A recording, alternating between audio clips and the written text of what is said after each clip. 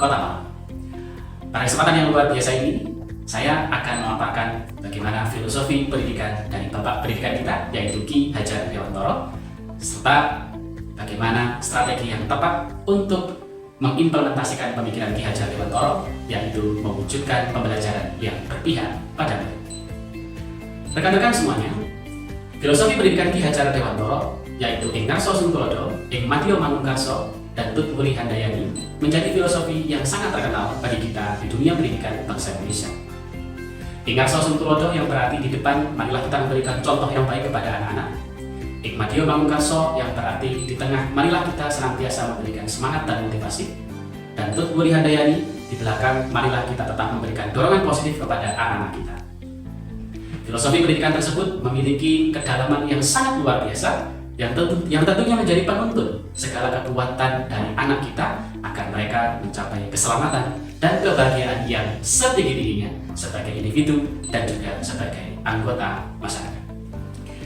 Rekan-rekan guru yang berbahagia, sistem pendidikan kita tentunya akan efektif jika kita memperhatikan asas trikon yang sudah diajarkan oleh Bapak Pendidikan kita, yaitu Ki Hajar Dewantoro. Asas trikon yang dimaksud adalah kontinuitas, konvergensi, dan konsentris.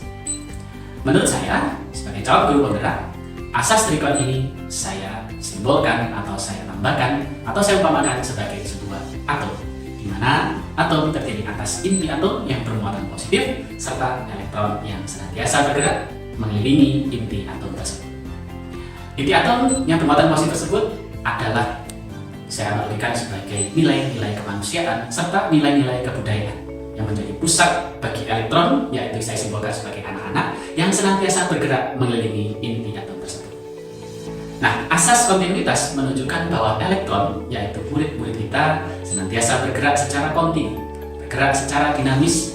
Namun, pergerakan tersebut jangan sampai lepas dari inti atom, yaitu nilai-nilai kemanusiaan dan nilai-nilai kebudayaan yang ada di bangsa Indonesia.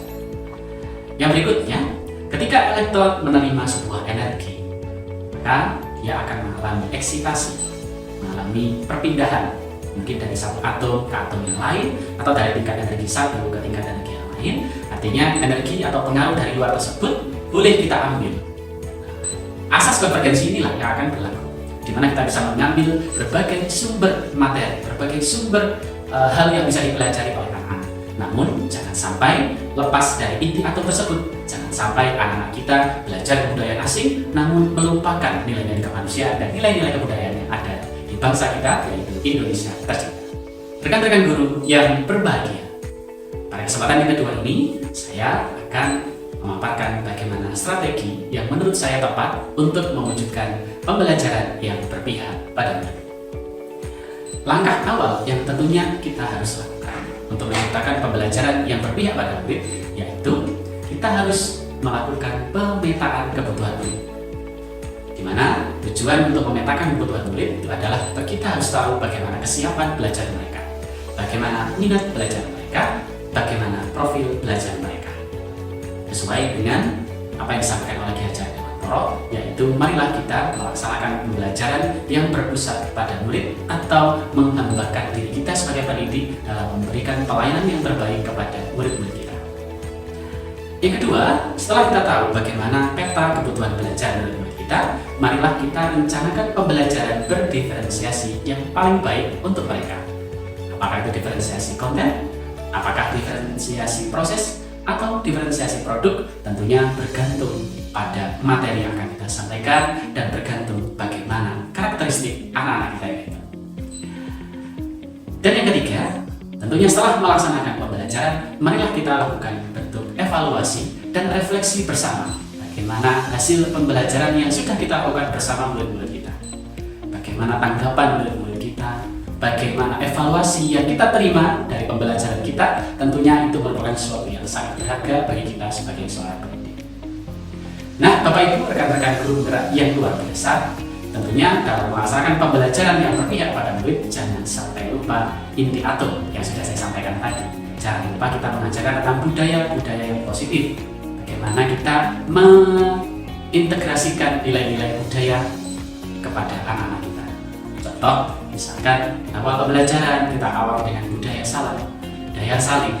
kemudian mungkin berdiri, mengucapkan salam kepada Bapak Ibu Guru, jangan lupa berdoa bersama, dan di akhir pembelajaran jangan lupa menerapkan budaya positif yaitu mengucapkan terima kasih dan sebagainya.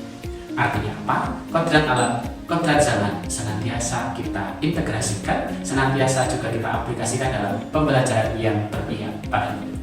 Baik, rekan-rekan guru yang luar biasa, demikian apa yang bisa saya sampaikan tentang filosofi dari Ki Hajar Dewantoro dan strategi mengimplementasikan atau mewujudkan pembelajaran yang berpihak pada murid. Semoga apa yang saya sampaikan ini bermanfaat bagi kita semuanya, terutama bagi diri saya sendiri. Terima kasih. Salam guru bergerak, tergerak, bergerak, dan menggerakkan. Dadah.